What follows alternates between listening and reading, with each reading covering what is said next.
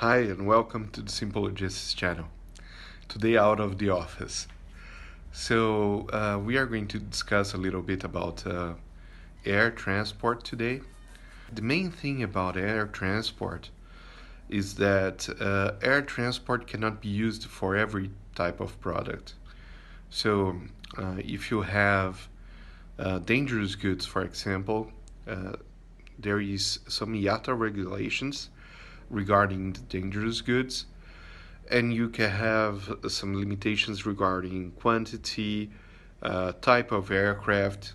Like, for example, some products can be transported only in cargo aircraft, not in passenger aircraft.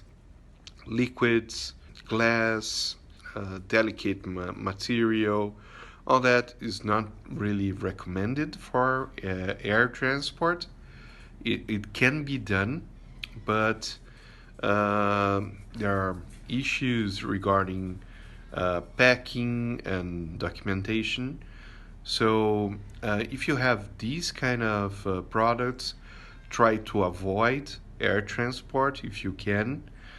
And if you cannot, if you have to air transport, to use some air freight for these kind of materials, then you should talk to your carrier and understand all the requirements regarding documentation, packaging, and the type of aircraft that you are going to use.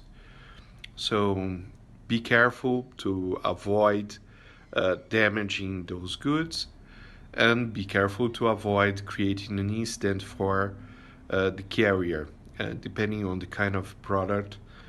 For example, lithium batteries, they have caused some accidents with the aircraft before, so we should be really careful and follow the IATA rules regarding the transportation of those goods.